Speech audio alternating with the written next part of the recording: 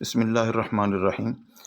اس موضوع کو ذرا تفصیل سے بیان کرنا اس لیے ضروری ہے کہ حرمین شریفین کی زیارت کو جانے والے بہت سے معتمرین و حجاج کرام بہت سے انتہائی بے ادبی کے مرتکب پائے جاتے ہیں، الا ماشاء اللہ استثناء تو ہے، ادب والوں کی بھی کوئی کمی نہیں، لیکن بے ادبی بھی وہاں بکثرت دیکھی جاتی ہے۔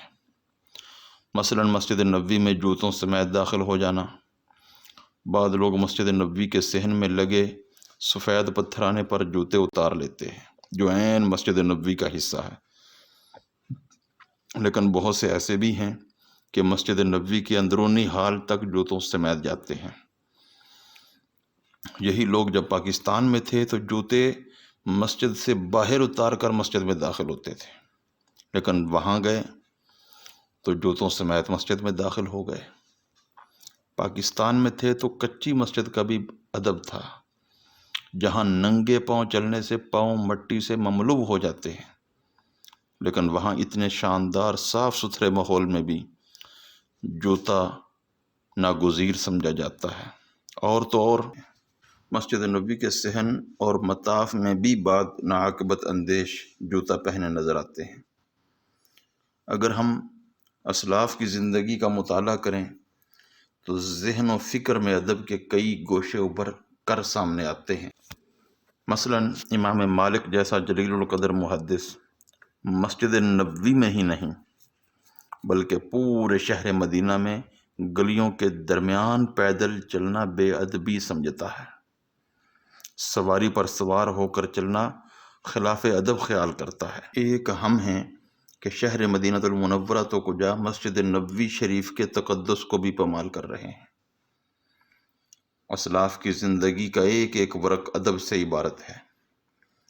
حضرت سیدنا ابو سلیمان درانی علیہ رحمہ فرماتے ہیں، جب سیدنا اویس قرنی رضی اللہ تعالیٰ عنہ نے حج کیا اور مدینہ المنورہ حاضر ہوئے، مسجد کے دروازے پر پہنچے تو انہیں بتایا گیا کہ ھذا قبر النبی صلی اللہ علیہ وسلم، قال فغشی علیہ فلما فاق قال اخرجونی فلیس بلادی بلدا محمد صلی اللہ علیہ وسلم فیہ مدفون۔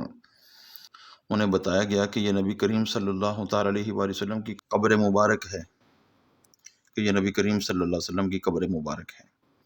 تو بے ہوش ہو گئے، جب ہوش میں آئے تو کہنے لگے مجھے یہاں سے لے چلو، یہ عظیم شہر جس میں حضور رحمت عالم صلی اللہ علیہ وسلم مدفون ہیں ہمارے شہروں جیسا نہیں ہے کہ ہم جیسے مرضی گھومتے پھرتے رہیں۔ یعنی گویا اپنے آپ سے مخاطب ہو کر وہ کہہ رہے تھے کہ اویس اپنے آپ کو اس قابل نہیں سمجھتا کہ یہاں قدم رکھے، لہذا جلدی مجھے یہاں سے لے جاؤ۔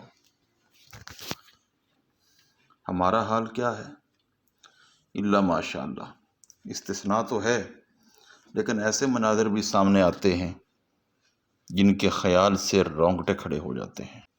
کہیں لوگوں کو قرآن کریم سر کے نیچے رکھ کر سوتے ہوئے دیکھا جاتا ہے، نعوذ باللہ، ایک ہی بیگ میں قرآن کریم اور جوتا ساتھ ساتھ رکھا ہوتا ہے۔ مواجہہ شریف پر سلام پیش کرتے وقت ایک ہاتھ میں جوتا اور ایک ہاتھ سے سلام پیش کیا جا رہا ہوتا ہے۔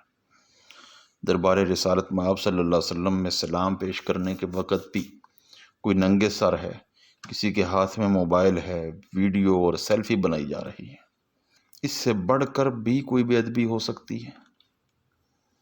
ادب کے ہزاروں سمندروں میں انسان غسل بھی کر کے آ جائے تو اس عظیم بارگاہ کے ادب کا حق ادا نہیں ہوتا۔ یہاں تو جنید و بایزید جیسے سانس لینے کو بے ادبی سمجھتے ہیں۔ اللہ رب العزت کی بارگاہ میں دعا ہے کہ ہمیں اس عظیم بارگاہ کی ادب کو سمجھنے کی توفیق عطا فرمائے، کیونکہ جب تک ادب کو سمجھیں گے نہیں تو پھر عمل کیسے ہوگا؟ پہلے اللہ رب العزت کی بارگاہ میں دعا ہے کہ ہمیں سمجھ عطا فرمائے اور پھر اس پر عمل کرنے کی توفیق عطا فرمائے۔ آمین یا رب العالمین بحرمت سید العالمین۔